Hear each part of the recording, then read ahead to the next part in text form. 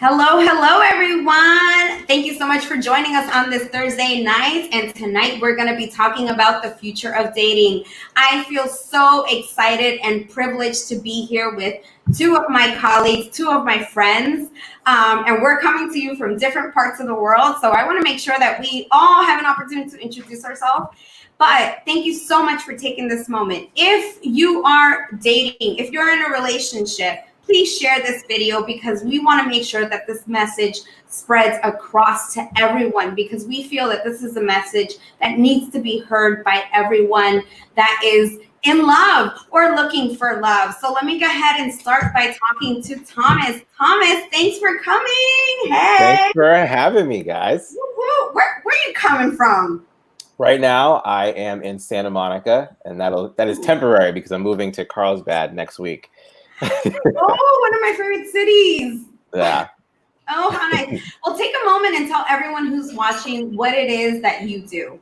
Yes. So for those who don't know, my name is Thomas Edwards Jr. I made my name in the personal development industry as the professional wingman, helping people find long-term love by going out there and seeing in real time what prevented their connections from romantic connections from happening. Nowadays, I prioritize happiness over success. And so I help my clients go through a journey to discover that happiness does not have to come at the cost of success, and they can live a life beyond their wildest dreams based on who they are, not what they do, based on playing life like a game that you can win and have fun playing. Awesome. And I think we all here prioritize happiness over success because we know that that is long lasting. So Yes. Thanks so much for coming on. And guys, if you have seen me over those last couple of months, you know that this is my girl, plus my co-host on Spicy Love. She needs no introduction, but I will give you an intro. This is Carmelia Ray coming to us from Toronto. Carm, take it away. Tell us what you do. Wow. Well, I'm a matchmaker, online dating expert, and your co-host of the show that we put on for 9 weeks at the beginning of the pandemic called Spicy Love, where I think we had probably over 35 singles in total, helping them to find love, and some made connections. So that's really great. And what I do every day is help singles to connect, to meet, to chat. I coach people on how to show up on Zoom, how to date in person, how to navigate modern dating, which we're going to be talking about, and obviously doing lots of different projects on the back burner, launching my matchmaking academy. It's a school to teach people how to become a matchmaker. End of the month, so I'm excited about that too. Nice.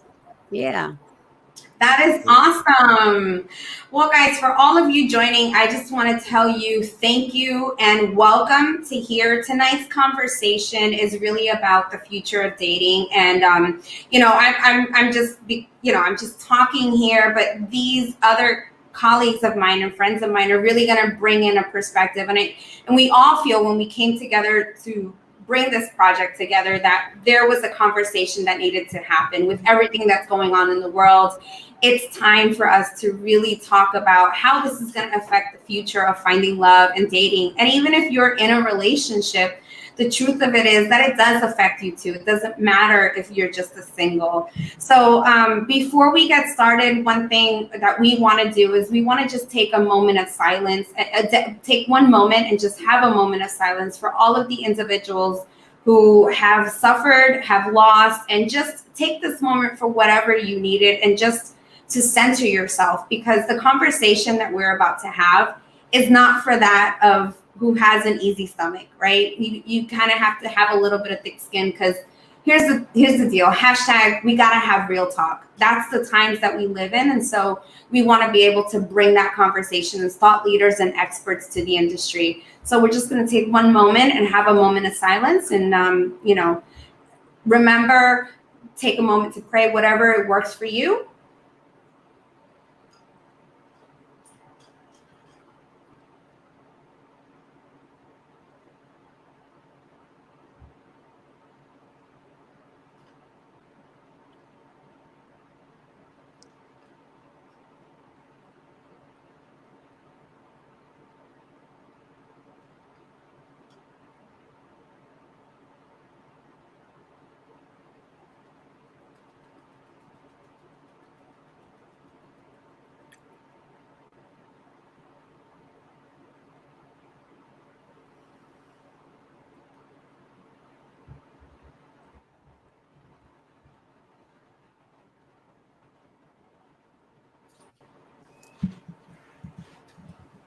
Thank you so much to everyone who participated. And it was just a moment for us to ground ourselves and remember and have a moment to ourselves. Well, thank you so much again to you guys for all of us being here. So, you know, this has been some challenging times, has it not been? I'm kind of curious to hear how this has all been in terms of like, how has this time, this era really changed or affected or transitioned your business during this 2020 season? I really would love to know from you guys, and I'd love to share as well. But really, we're all in different parts. I'm right now in Puerto Rico. You know, Thomas is in California.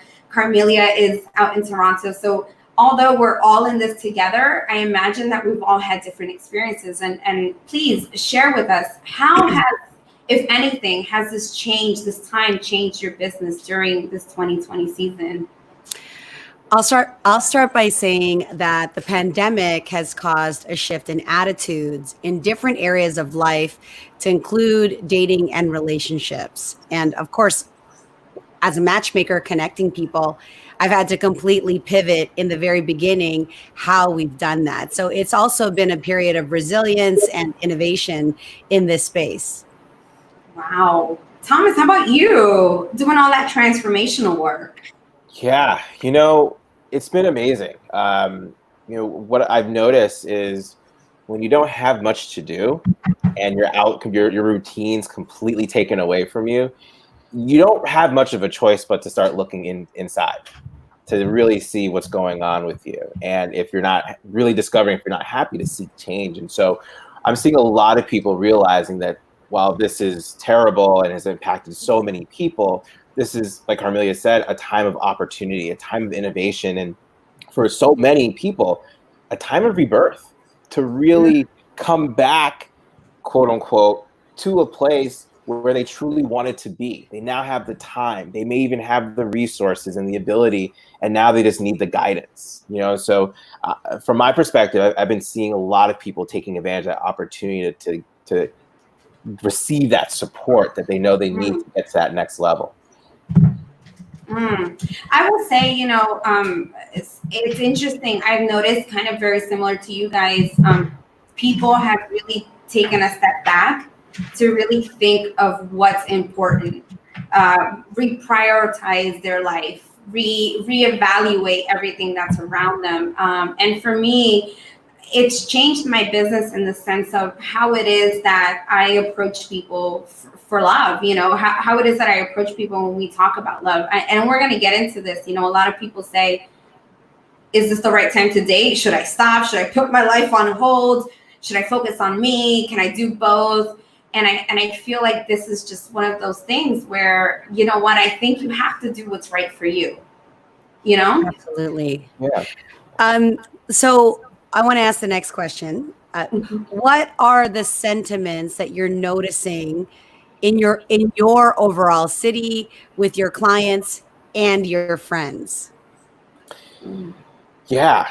Well, listen, you know, what happened with George Floyd and with the rise of protests and Black Lives Matter movement, racism, which used to be such a taboo topic, especially in the lines of dating, is now a conversation that's happening on the forefront. You know, and so you're starting to see people really look at how a user on an app is choosing, basically, or trying to choose their fate based on what they believe they prefer. And so you're starting to see apps completely take out race and ethnicity out of the equation, completely. And it's one of those things where you start to realize, oh, like, did that actually matter? Or was that a story that was created based on experiences of what you were told, you know? And so we're starting to see now this opening of diversification from a lens that doesn't create classification inside of dating, which I believe is very, very interesting, because as someone who's been in the trenches, so to speak, out there in the social environment, how people engage and who they actually are attracted to in person is very different than how they approach it online. And you know, and so there's now starting to blur those lines between the two, which is really exciting. Wow. Carm, what do you see in Toronto? What do Toronto was one of the last cities in Canada that actually opened up, like the patios, for example. And we were the last of the major cities in Canada for people to actually get out and start to see some normalcy. And so that I've seen a lot of, like, there's the side of the fence is really, really frustrated. And there's still a side of the fence. It's like very, very scared, right? Like people are, some are eager to like get out there. You can tell because they're not wearing masks. They don't really, they're not wearing gloves. They're in your space and they're grumbling about it. And then of course there's those that are, adhering strictly. I just saw, I forget his name. Oh my God. But the spiritual guy, he making fun of guys in their car wearing the mask, like protecting themselves in the car because like, who are you going to get COVID from? Yourself? But I mean, it's a real deal, right? Like part of wearing the mask on your face is to prevent yourself from like touching, and you're all over the place. So in the dating landscape, it's also divided people from who's ready to date, who's not, and you're also having these different kinds of conversations about, what's standard protocol. How do you talk? Like some people aren't aligned in what's considered safe social distancing, and now there's a morality conversation around that, right? And I know we were pivoting towards the race conversation, but I've had many media. I've been on media many times to talk specifically about racial biases and partner choices and how we choose people. And it was very controversial. I even, for the first time in my matchmaking and dating coach life, got hate mail from saying, oh, now we have to like choose a certain ethnicity because of this Black Lives Matter movement. Like I don't have freedom to choose who I want. Yeah. And I get it because it's a heated conversation. And as you said, hashtag real talk, it is a concern. And there is, ever since the George Floyd situation in particular, now we're having to talk about these kinds of issues that are front and center that before we knew about it, but we weren't really shining the light on partner preferences being racist in nature or biased in nature, when I do agree to that. But however, I also support and understand and appreciate the importance of compatibility culturally. You're Latina and I'm Filipino Canadian. So there are many Filipinos that and Latins and anybody in any culture that really are comfortable in that environment and want to practice the years and generation of traditions and foods and cultures that are familiar to them. So I'm not going to make them wrong for wanting to seek somebody that's similar for that reason. However, what we want to look at is more of an accepting and open-minded culture, because if we all really just did stay in our lane and stay in our culture, we'd never have the beautiful diversity that we see. Particularly, my children are mixed ethnic origin, and I know Thomas himself is in an interracial relationship, so he can speak firsthand, and I can speak firsthand of how, for me, that wasn't primary, but it also had to do with my upbringing. I didn't subscribe to that I needed to date a certain type of person. So is my way better than the other person's way? It's a very interesting conversation, and I'm glad we're having it. But we got to continue to have these kinds of talks and really look where people are being racially biased on facts that are not true, or being guided by a set of principles or ideology about a culture that also isn't true, right? So those are the things that I think we need to talk about. And to your point, when you talk about bias, the way bias works and eventually leads to whatever ism that may be. And by the way, guys, like isms can come from good places too, right? That then become detrimental to your health or other people's livelihood, right? So your love of cake, for example, and you're biased towards a specific type of cake, and you prefer cake over any other nutritional food, can lead to such an ism that can be detrimental to your health. So the problem that we notice is it's when bias gets unchecked, right? If it goes by unchecked, right? Right. We push ourselves, like we always do as humans, we push ourselves to a limit to see what we can get away with and what we can't get away with. And the things that we do get away with, we push a little bit more. We push a little bit more. And then eventually it gets to a point where it becomes extreme, but you don't see it as extreme because that's your normal. I'd like to give a specific example of this extreme in real life that happened today in my inbox. So I had a lady who is of a certain ethnicity and had dated was married to an Italian, or had a boyfriend who was Italian. Didn't go well. And so from that experience, no longer, I'm talking an entire race. She doesn't want to date Italians anymore. No, Italians are off the table now. All of them, by the way, not just the one, like all of them. And of course, I'm not sitting here. Yes, I'm judging. I have a little bit of judgment over that. We're humans. I mean, we're matchmakers. One Italian guy is going to speak for the entire race of men out there. And I actually had a lovely Italian man that... Forget that he's a lovely man that I believe is a great match for this individual. But she's like, I said no Italians. And so those are the things in my mind that are real extremes based on one. I'm not talking multiple. It'd be different if, let's just say, the last 6, 7, 8, X number of men that I've dated or women I've dated of this culture have resulted to this. Therefore, logically, emotionally, I have a certain bandwidth of dating that type. Fine. One though? I mean, really? Yeah. So that to me is where we want to check that balance. And absolutely. Right? Check that balance.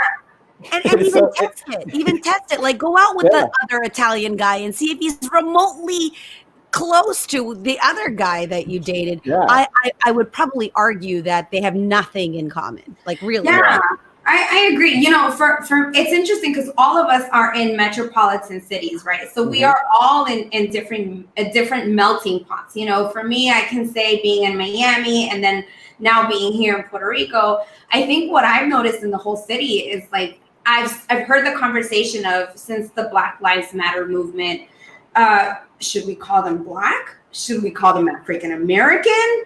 Let me try and call my friend who's Black to understand this. And look, here's the thing. If you don't understand the meaning behind it, like I've said to some friends, and I've even called some friends of mine, and I'm like, look, there's some, like, I need to talk this out with you. Like, don't hesitate to call someone and understand, or help you understand, and then do your own research. I think the sentiment overall is, and I think it's generational too. I have to say, and I know some people watching may disagree with me, but it's like what you said, Carm, and I go back also to what you said, Thomas. It's like, we got to have a gut check. Some of the things that we believe, some of the things that the biases that we have to recognize when they're our own biases or when they've been handed down to us from our parents. And look, nothing against our parents. I love my mom. I'm sure you guys love your mom and your dad. But here's the thing. The reason that people have children and continue to procreate is because we want them to be better than what we were. We want them to open their minds. We want them to change the world and continue our legacy, so to speak. So I kind of feel like what I've noticed is that conversation. Should I refer to people as Black or African American? And I know there's a huge distinction also between African American and Black. And I think people are not really, aware of that. And if you could talk about that, Thomas or Con, please, because I'm not the expert on it. Well, it's a great segue to the next question, which is, what are some changes you'd like to see in the love industry? So Thomas, on that note, why don't you answer that question and then and complete what you were going to say, and then we'll talk about that topic. Yeah, it's actually related. When I think about, when when George Floyd was killed, let's go say what it was, like when he was killed, I got a lot of calls from many white people checking in, which sounds pretty routine, and there's a lot of black people out there who may not have appreciated when their white friends checked in on them. I totally get it. But in my experience, they were also trying to figure out what to do. They didn't know what to ask. They didn't know what was appropriate, what was inappropriate. And I felt a sense of fear from them because they wanted to help, didn't know how. And because they didn't know how, they never did anything. So they felt like they were a cause of this continuing. You see like the conundrum that any of us could be in those situations, right? So the first thing I told them, and this is something that I recommend for those, even especially inside of relationships, this is what's going to open the door for all opportunities of communication and connection, even with someone, even on a first date. There are no dumb questions. And in fact, it's more important for you to risk being dumb than to try to save face and not be educated. Love that. And that's the most important thing, right? And we're talking about race here. I'm talking about anything, right? Sure. Any topic that you don't have any familiarity with, be willing to be dumb so you can then be educated and create a connection. Yes. There are plenty of things I would love to share about Black culture or what it means for me to have a family from Jamaica, right? Like a lot of people, when I say that my family's from Jamaica, sometimes the first thing they say is, "Oh, do they smoke a lot over there? Like, what's it like?" And I'm like, I don't know, right? The igloos in Canada. Do we have igloos in Canada? And by the way, Thomas, I ask the most dumbest questions. Just saying. The dumbest questions. All Latinos are Mexicans. That's right. So we get these questions all the time, and of course, some of it's just ugh. But then when I look at the other person and I realize, okay, if I come from a place of empathy, this person just doesn't even know.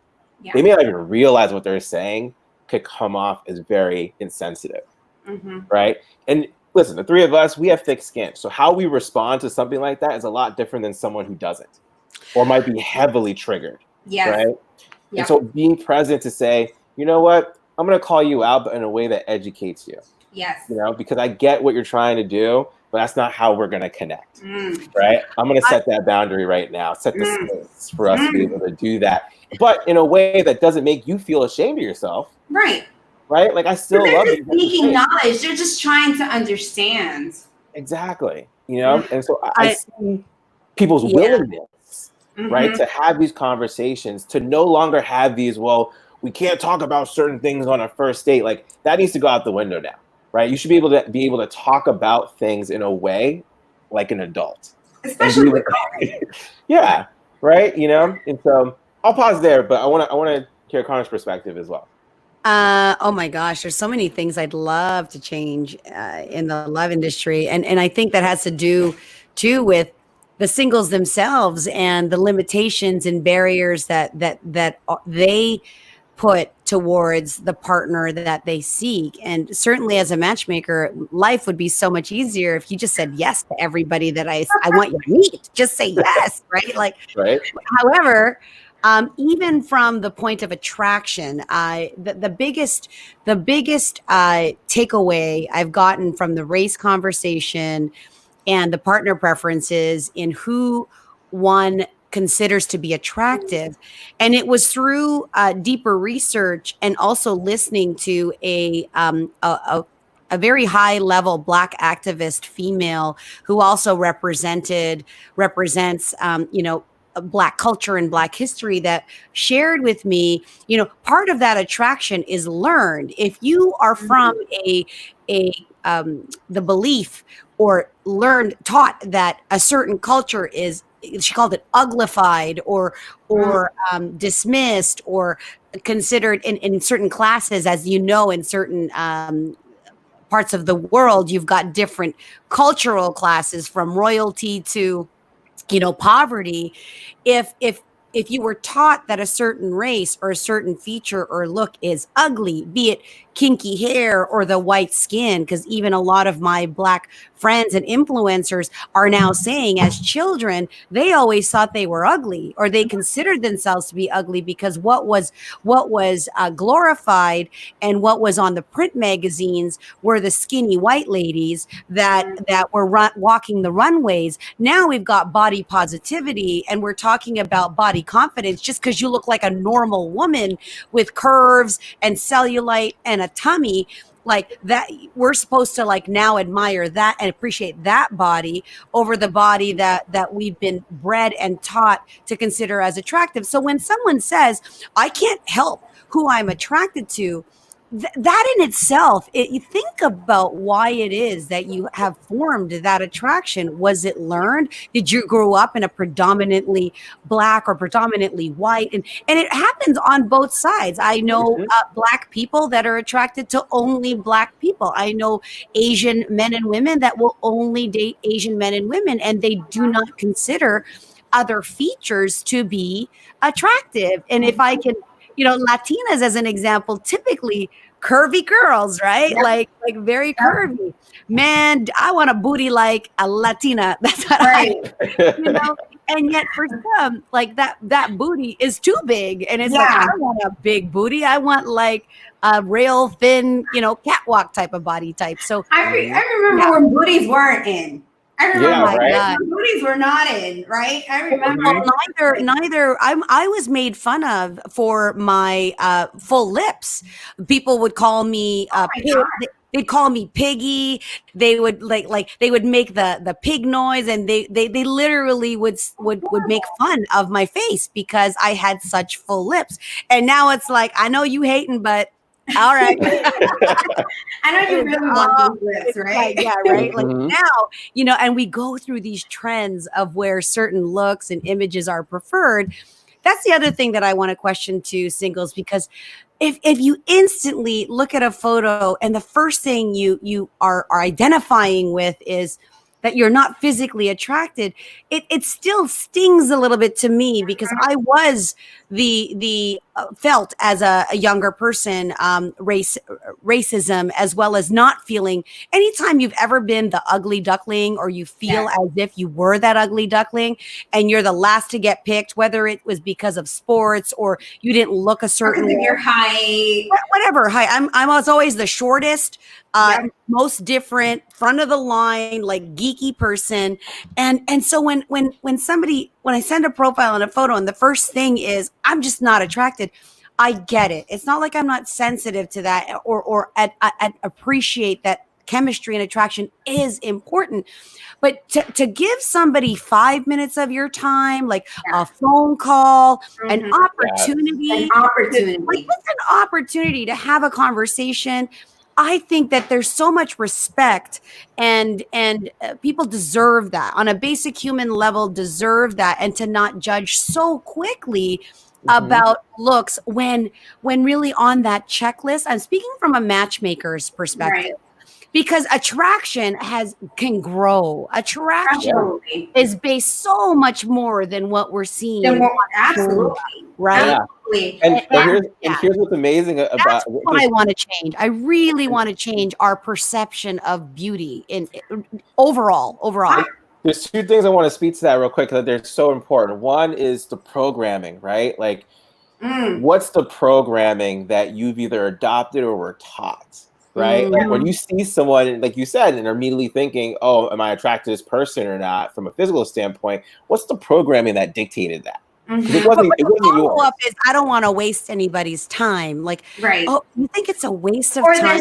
Or people are like, there is no programming. Like no, there's nothing. I don't prefer it. I've had one bad experience, right, Carm? I'd rather just you be wrong, right? And just be like, I tried it on. It was 5 minutes. It didn't work. And say, I knew it. Okay, great. You knew it. Amazing. I didn't have you do that so that you could just prove me right. I just really want you to step outside of that comfort zone and that norm. And part of that is also, maybe it's my own ego going, hey, I think I know a thing or two about this connection thing. So give it a try, right? I agree with what both of you say, especially, Thomas, bringing in that question, like, what's the programming, right? And then Carm, as you say, giving that person the opportunity. I think for me, what I'd like to see, I've been in the industry. I think I'm the baby here. Carm has been in the industry for 20 something years. I'm always the oldest one on these things. Thomas has been in the industry for about a decade a little bit more. And I've been in the industry now for 8 years, And I will say that I think that my very first experience in coming in the industry is something of this. Like I saw even in our own industry, when I looked at the panels, I didn't see all the diversity. And you know what? People may get offended, but I'm just going to call it out how it is. It's like I saw the one token Black person, and then the one token different person, right? And then it was like, I look and I'm like, where am I represented? And I had this conversation with another colleague of mine, Matchmaker, who I dearly love and appreciate. And her and I were talking about this because she's Black and she is married to a Puerto Rican man, right? And so here's the thing, like for me, what I would love to see changed in the industry is as matchmakers, coaches, we have to remember that we are, these individuals come to us, relationship coaches, dating coaches, transformational coaches, matchmakers. These individuals come to us because they're seeking our guidance. Our job is to push them a little bit further and to have them question, well, why is that? You know what I mean? And to also manage their expectations correctly. I can't tell you how many times I've heard conversations where it's like, well, my client will only date X, Y, and Z. And when I hear that, sometimes my first question is like, well, why is that? How is it that they're just closing themselves up and not allowing themselves to give other people the opportunity? And one thing is, you know what I mean? It's like a blind test. Like I wonder, and actually I know this for a fact, true story. I had a girlfriend of mine who was someone who was on my database, became really good friends with her. She ended up swiping left on this guy, okay? A year, 2 years, right? And the next thing you know, he grew facial hair and she swiped right. Can I just tell you, they're moved in together, probably gonna get married, getting ready to purchase a home together. What was the difference? The facial hair. She judged him based on facial hair. She never gave him the opportunity to get to know him as an individual. And I feel like our jobs and what I would love to see is, number one, more diverse representation of each of us. We have Filipina, you represent the Asian community, not all of them, but Filipina Canadian. I represent the Latina community. Thomas, you represent the Black community. Like there should be more diversity when we're having these panels at our conferences, in dating apps, in the voices that blog and write. Like it's, you know what I'm saying? Like these individuals are coming to us as experts, and how can we really truly overcome that barrier and that obstacle when we're not equally represented? And I'm sure that whoever's watching, there may be some people that I rubbed the wrong way. And that's why I said from the beginning, this conversation is not for you if you have a weak stomach, because we're going to have hashtag. Yeah. And I want to just shout out Seer, who is my business partner and one of the co-founders of Sensio. And he said, and I love and appreciate this, what is learned can be unlearned. The secret is to be able to pause, do some introspective, communicate with people around you, accept that what you've learned for years might be untrue or is now false or obsolete, similar to the individuals who in 1967, as I was doing my research, all of a sudden interracial marriages are accepted in 1967. Can you believe that? That's not that long ago, right? And constantly questioning and being willing to evolve. So thanks, Sierra, for watching and for sharing your input. We three of us 100% agree with you. So thank you for that. And that's the thing about programming, right? You take a program and you put it in a new environment. The program's gonna have a hard time being the program that it was designed to be. And so it has one of two choices it can take. It can die and not exist anymore, or it can evolve and modify itself to acclimate and adopt and adapt within the new environment it's in.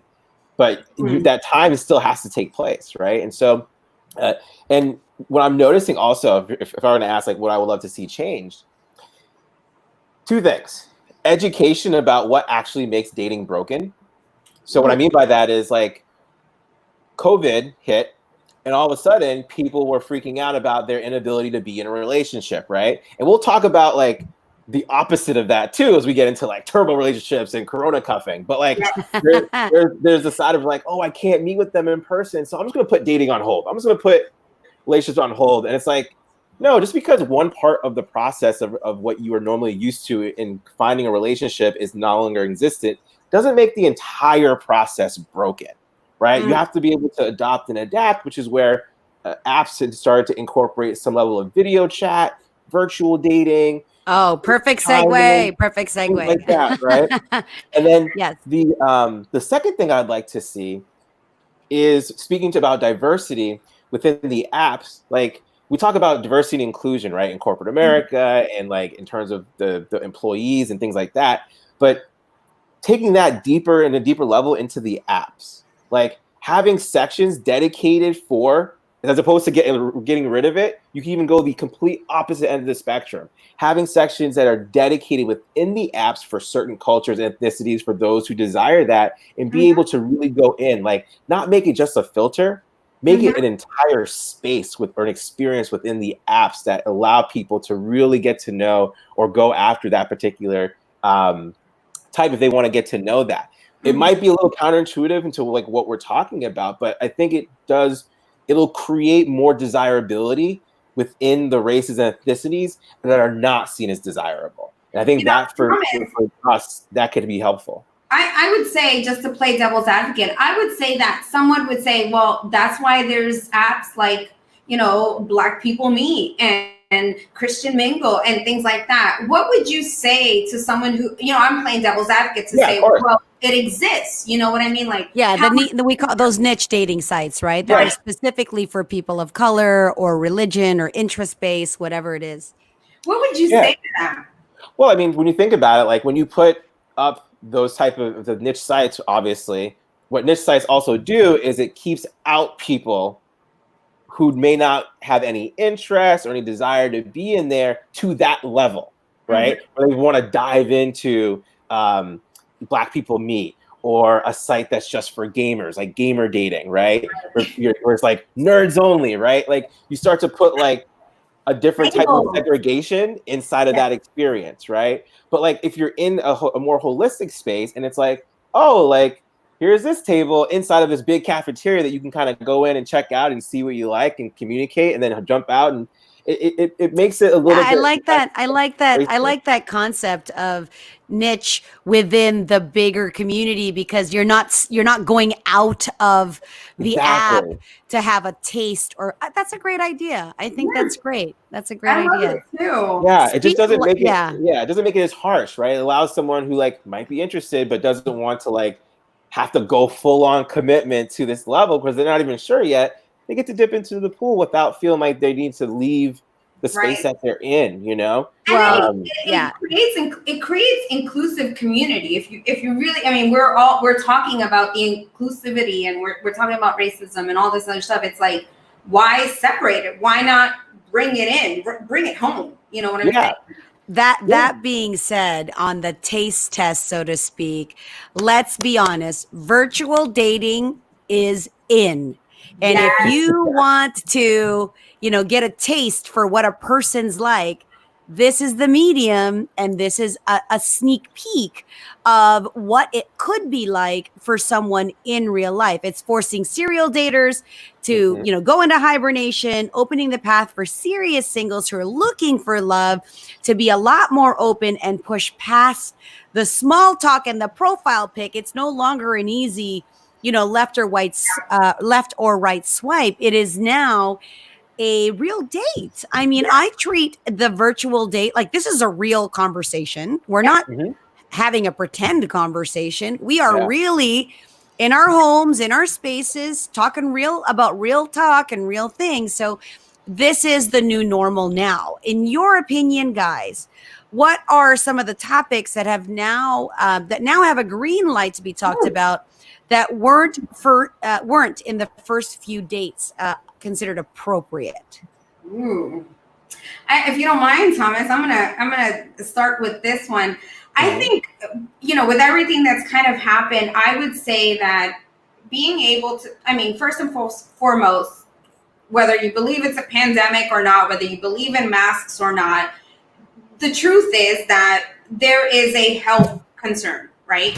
And if you want to see that person, and if you're a smart individual, you want to take precautions. And I think before, and I equivalent, and someone else mentioned this a long time ago, so I'm just going to reiterate, and I can't give credit to who it belongs to, but basically it's like COVID, and I think this was on one of our shows actually, COVID has now become the new STD test. Like before, you would never ask a person, hey, so have you ever had STDs? Where now it's kind of like, hey, so are you COVID positive, negative? Did you get a test?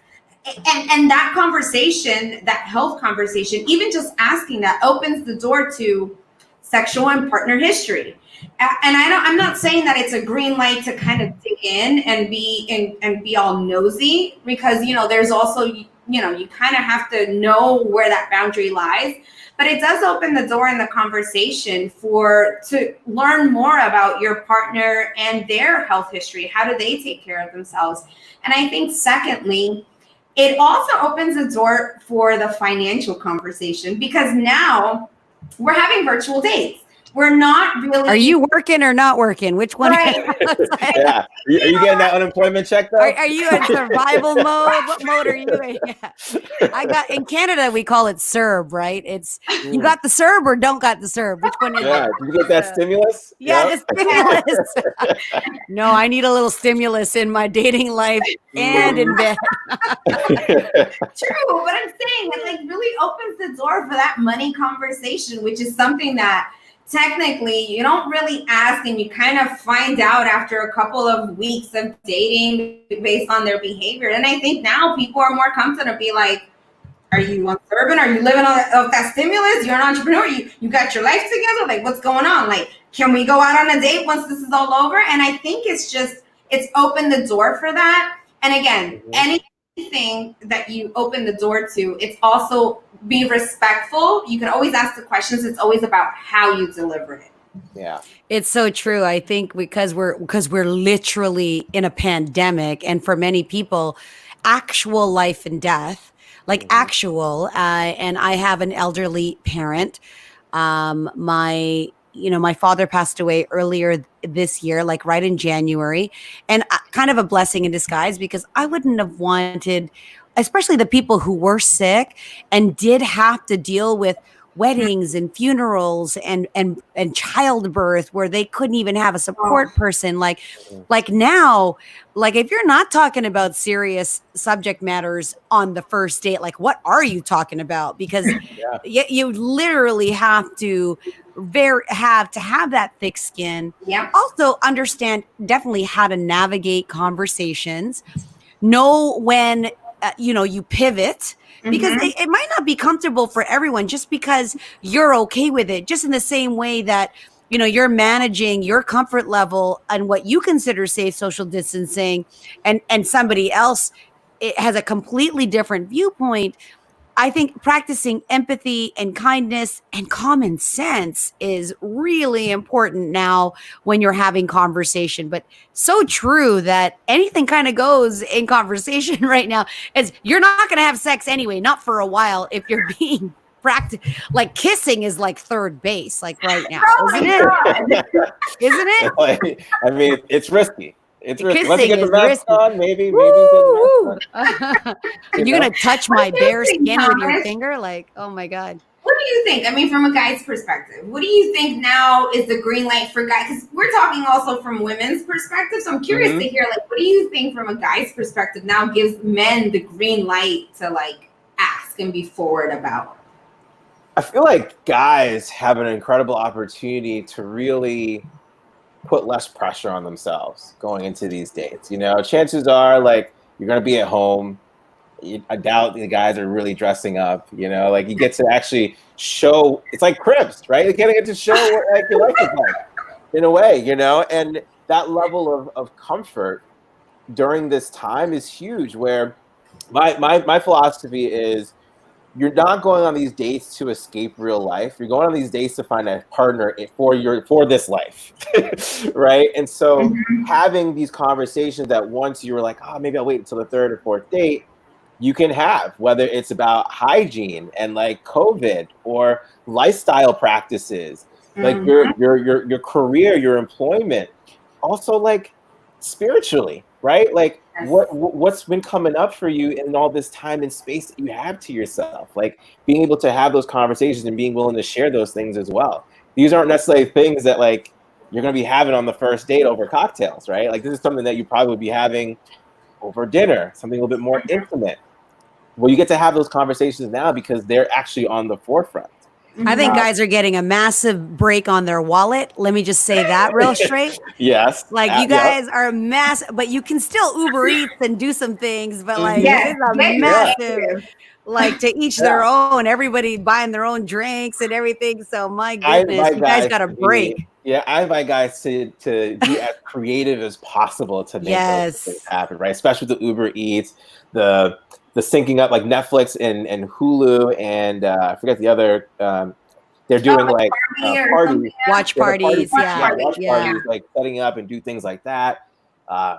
Game shows, trivia nights. I mean, now the things that like we once weren't, we wouldn't think that, oh, that's like cheap or that's too easy. Now we're longing for. Right, we want someone to send that email that has the rose in it. We want someone to like have the bowl of popcorn and like ready to sit down and live stream their favorite show together. Right, these are the things that like we were looking to have in our partner once we had them, but we want them now because the desire for human connection is so great now. So I know that we're all familiar with the term cuffing, right? But now there's turbo, and you mentioned this earlier, Thomas, and turbo relationships or corona cuffing, right? It's the new term that's dubbed to people who are kind of rushing into relationships during the pandemic. And I guess my question for you guys, and I would love to get your thoughts, is are these types of whirlwind relationships really something new, or is it something that's kind of existed? I mean, what are some of the signs that you're in the right relationship and not in a turbo relationship? And this is a two-part question, so I'd love to kind of hear, like, I mean, do you guys think turbo relationships are new, or have we just given it a name? You know what I mean? I think turbo relationships have existed everywhere on the planet and probably will do. There are people that I know. How many relationships do you know where, single Sue was single and 4 weeks later she got a ring on her finger and she's planning a wedding? Like, slow down a little bit, right? So, I mean, I think turbo relationships have absolutely existed. However, we're seeing more. I mean, media wants us to talk about that, right? I know specifically, and I've read so many articles of boy meets girl, girl moves into boy's house before the before the borders lock up, right? So, but that's nothing new from also sometimes a matter of convenience, right? The renter now becomes the landlord and the renter start dating, or they're at the dog park and they're all of a sudden the dogs chose each other. Now the dog owners are together. So I just think that maybe what could be motivating the factor of the turbo relationship is the idea of being alone and isolated. I think given the factor that you have to really choose your inner circle very, very carefully. And I don't think it's done without a careful consideration for, okay, who's in your crew? How often are you going out? Are you working from home? When you find somebody that you coupled with very quickly and determined to be relatively safe, so much easier, like the corona cuffing, it's just winter time right now. That's all. It's winter time. It's cold weather called corona, and that's what's having you get together because of the safety of not isolating on your own when that's real. So I honestly think that the idea of doing this or going through this with a partner, whether you know him or her well enough, it is the motivation for this turbo relationships. But it's going on all the time. Love, by the way, as you both know, it's a chemical reaction to your brain. You're not even thinking straight anyway. So Oh, Yeah. your place or mine? Let's save the rent. We'll figure this out. Yeah. And to that point, like we tend to see rises in relationships and also rises in divorces depending based on economic turnover. So Yes. when you think about like now there's a lot of people talking about there's a lot of divorces. Well, there's a lot of people at home now, right? Let's talk about escape from we're going to talk a little bit about that more. Yeah, exactly. I was almost divorced in week 3, but we figured it out. Right? Like figured it out. You got that little buffer period where you're like, is this gonna work or not? And so on the other side where people are like, you know what? I'm not really trying to be alone at the same time. Like funds might be a little bit tighter. I'm gonna make this decision and see if it pans out. Like, but when you think about the rationale, it's not really any different than any other reason why someone would want to be in a relationship with someone. Sure. Right? Like going back to the person that all of a sudden the guy has a beard and he's like the one, right? Like we make these we try to make anything rational if we feel even remotely interested because of the chemical of love, right? Like love has no unit of measure. We can't measure it. So by default, it's completely irrational, right? And so in these moments, all we need is a little bit of a sprinkle of love, and all of a sudden something that makes no sense makes perfect sense. Right. That's an excellent point because literally, like, I prefer my partner to have stubble and I prefer him to have hair. And he literally hates body hair. So he likes to shave it, and when he goes around with like no head of hair, it's like I don't even notice him. I'm like, grow your hair. I just like, please grow your hair because I don't. We are so opposite. My husband grew his hair, and if you're watching, I love you, baby. So my husband had this wild hair up his ass where he's like, I want to see what my hair looks like. He's been bald almost his entire life. He grew and military. Right. Yeah. Right. He was, he's a Marine. So he literally grew his hair, and you felt like you were dating a caveman, right? Oh my God. So hard. And he's like, does it look good? I'm like, yeah, it looks good because he loved it, And then one day we were getting ready to go out, and he ended up was like still blow drying his hair and like doing the Luis Fonsi look. And next thing you know, I'm ready and I'm sitting there, and he's like, you're waiting for me? And I'm like, mm-hmm. And he's like, you know what? I can't do this anymore. And he literally cut it off like the next day. And like so many people were like, oh, you look so much better that way. And I told him, I'm like, I love you either way, but I prefer you this way. But I had to let him go through his own process. You know what I mean? Sure.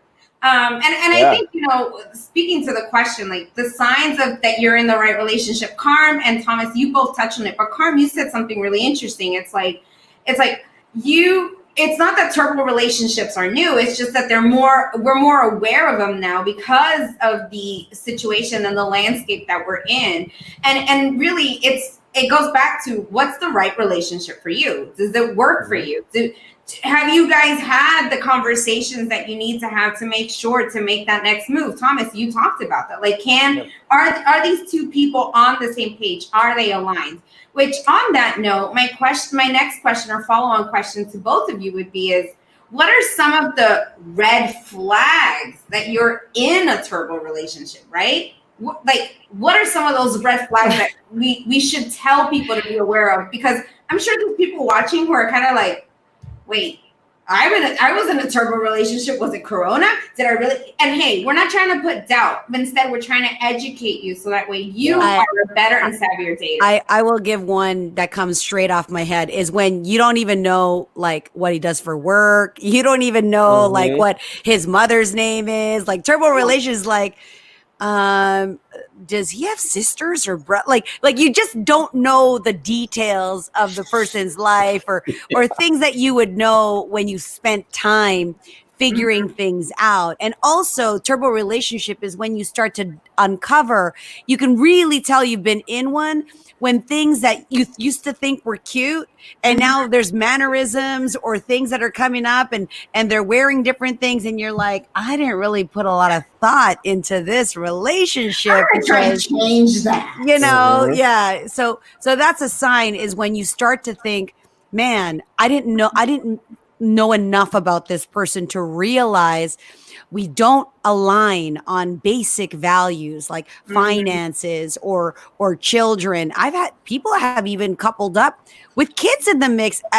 Hi, kids. Here's mommy's new boyfriend, So, and no judgment there, but I mean, that is a turbo relationship. If you were to ask me, introducing a stranger into your home with other people around.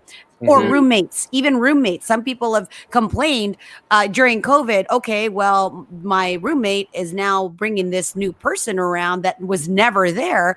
And there's not even a conversation with the roommate about this person coming around. So it's definitely a sign that you've moved too fast when you haven't carefully thought through the dynamics of bills and garbage changing and the toilet seat and all the things that you would think about when you're in a committed partnership. Great points. Great points. Yeah.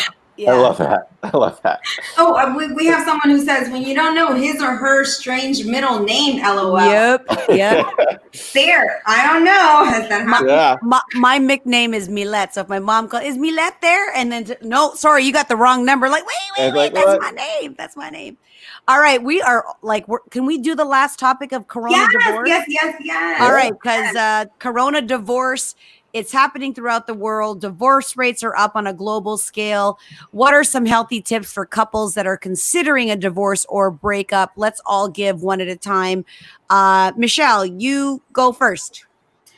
I'm just a hashtag real talk.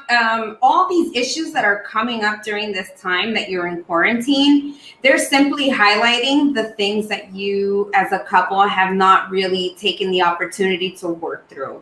I've worked with couples. My business started out as working with couples, and I still work with couples. And I will say that what you think is being highlighted as something that's like, oh my God, it's new. It's actually something that's just repackaged and shown itself multiple times in just different versions. So I would say that if you're a couple who's considering a divorce or a breakup, number one, I would say acknowledge that this isn't something that's completely new. There's a root to it, just like anything else. There's a core to it.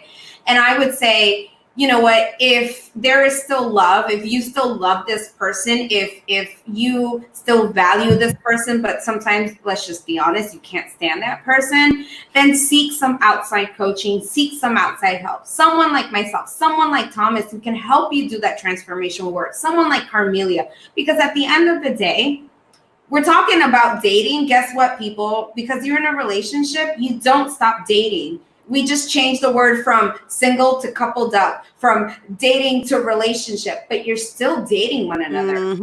We're still getting to know our partner. So that would be my biggest advice to whoever is feeling like I'm considering a breakup or a divorce.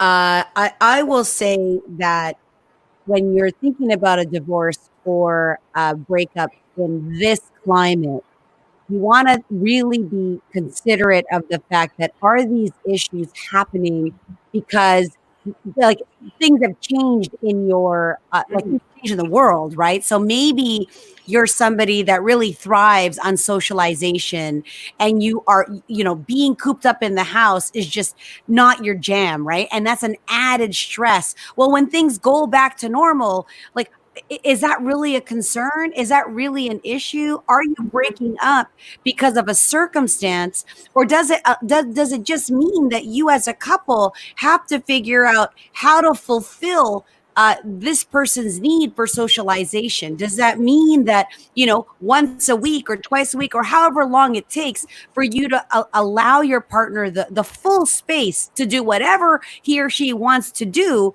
instead of the obligation to, well, we're both in this together and you got to do this and you got to do that. So oftentimes what really is the core of most conflict is communication and expectation, right? One partner believes it should be done this way. One partner believes it should be done this way. And there's no conversation or agreement about that. We all just fell into this pandemic. And that's what happened for me and early on in the onset of this going on. I am somebody who never wanted to be home for 3 months straight. Let me just put it clear. So my stresses were just being compiled.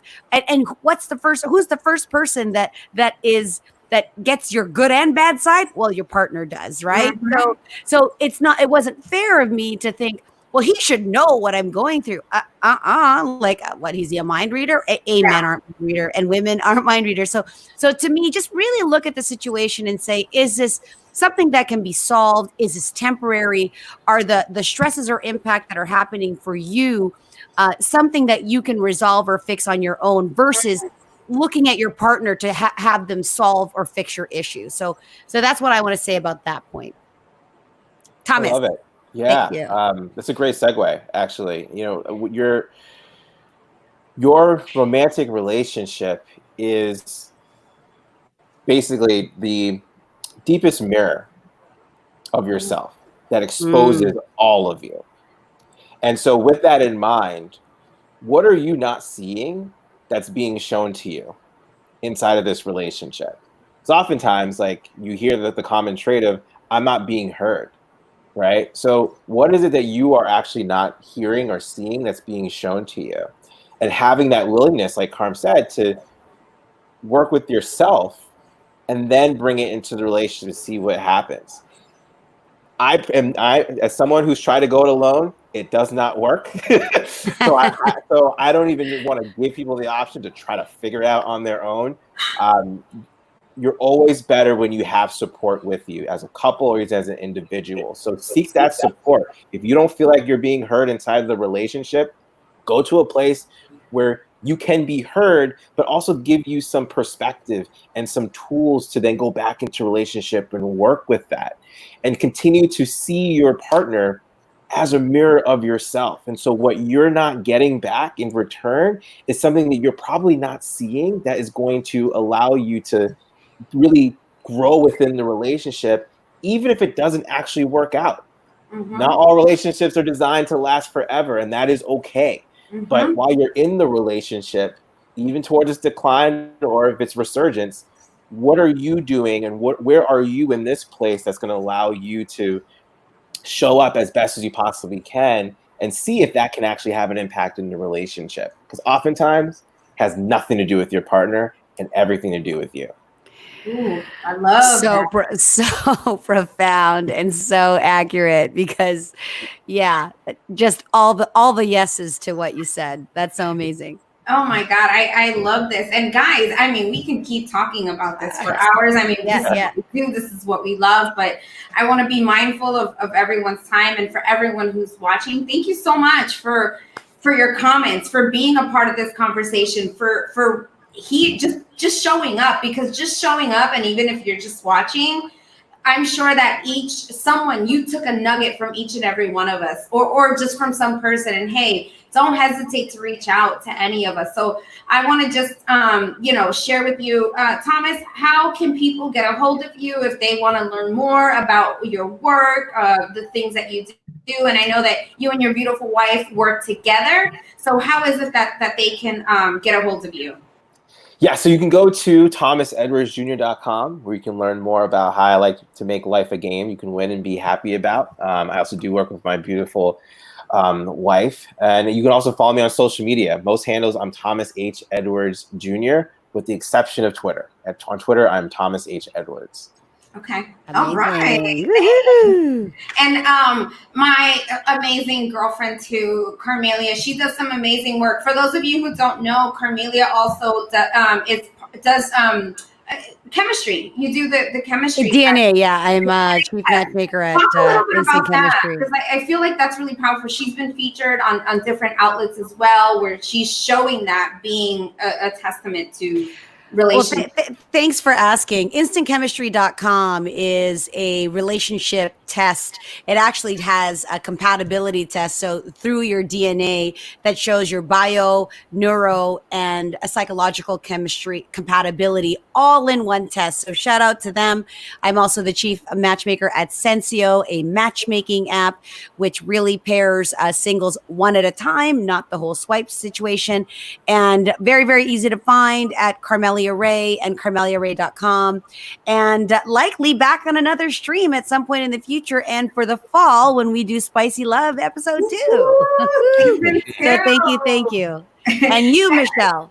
Yeah, so everyone, I'm Michelle G, relationship expert, dating and matchmaker. My expertise is really helping you be able to remove the love blocks that preventing you from finding love. And sometimes, and I believe, and I say this to my whole team, a healthy relationship starts with you. So if you're interested in learning more, please feel free. You can find me at my handles, Love by Michelle G, and my website's michelleg.com. And actually, we just had a quick question that came in. Would you guys mind if I share it really quick? Sure. You guys can answer it. So we got someone, thanks so much for being a brave soul. Mr. Davis here says, do you guys think I could find my life partner here? Ooh, I don't know where here is, but we're going to take a stab at this. Thomas. Yes. You can find your life partner anywhere as long as you're open to it and you hold the vision and are committed to it. My thing is commitment to the outcome, not what it looks like. If most people did that, dating would look very different in today's world. Yeah. I think I'm going to borrow that one, Thomas. Yeah. I'm going to have to press rewind on that and also borrow that. And of course, an easy way is to check out both Michelle and I. We both have a database. Our joint database is at Spicy Love, where you can join and be part of our network. And you've got a coach here. We are all coaches. So Davis, you're in the right place. If the three of us combine, I don't know. Watch out. Yeah. Trust me. Definitely can. So thank you. Oh my God. Well, thank you so much to everyone. Thanks so much to Carmelia Thomas for being a part of this. I had so much fun. Let's do it again in the future. And for you know what? Stepping up to the plate to have this conversation. And for all of you watching, thank you for joining us. We'll see what happens next on the future of dating. Until next time, make sure that you stay safe, be well, and remember, a healthy relationship starts with you. See you later. Ciao.